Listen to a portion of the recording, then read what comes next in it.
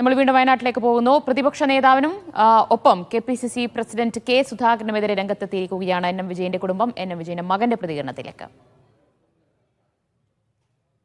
എൻ്റെ മുമ്പിൽ ഇരുന്ന് വായിച്ചിട്ടാണ് എന്നോട് മറുപടിയും പറഞ്ഞത്.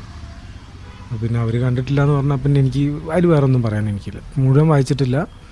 അതിൻ്റെ അവസാന പേജുകളൊക്കെ നോക്കി സംസാരിച്ചിട്ടാണ് എന്നോട് പറഞ്ഞത്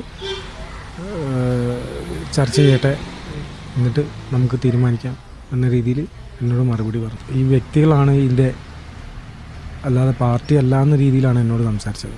അവരിപ്പം പറയുന്നത് കത്ത് വ്യാജാണെന്നുള്ള കാര്യമാണ്. ഇത്രയും ദിവസമില്ലാത്ത കത്ത് പെട്ടെന്ന് എങ്ങനെ പൊങ്ങിയെന്ന് അവർ ചോദിക്കുന്നത്. ഞങ്ങൾ നേരിട്ട് പോയി കണ്ടെന്ന് പറഞ്ഞ ആൾക്കാർ പോലും ഞങ്ങൾ കണ്ടിട്ടില്ല കത്ത് എന്ന് പറയുമ്പോൾ നമുക്ക് ഭയങ്കര വിഷമമുള്ളൊരു കാര്യമാണ്.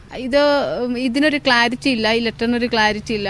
ഇത് വ്യക്തികളല്ലേ, പാർട്ടി അല്ലല്ലോ എന്നാണ് പറഞ്ഞത്. പക്ഷേ ഈ പാർട്ടിയുടെ ഇവരാണല്ലോ MLAയും DCC പ്രസിഡന്റ് എന്നൊക്കെ പറയുന്നത്. അച്ഛനോടുള്ള ഒരു ഇതിൻ്റെ ഭാഗമായിട്ട് അവർ ഇതുവരെ നമ്മളെ വിളിക്കുകയും ഒന്നും ചെയ്തിട്ടില്ല. അപ്പോൾ ഭയങ്കര ഞെട്ടിക്കുന്നതായിട്ട് തോന്നുന്നില്ല. കാരണം അവരുടെ ഭാഗത്തുനിന്ന് ഇതുവരെ ഉണ്ടായിരുന്നൊരു സമീപനം തന്നെയാണ് ഇപ്പോഴും അവർ കാണിക്കുന്നത്. ആദ്യമേ നമ്മളെ ഒന്നും സമാധാനിപ്പിക്കാൻ പോലും ഒരു വാക്കുപോലും ഉണ്ടായിരുന്നില്ല. പക്ഷേ നമ്മളെ കുടുംബത്തിനെതിരെ തന്നെ തിരിച്ചു വിടുകയും ചെയ്തു.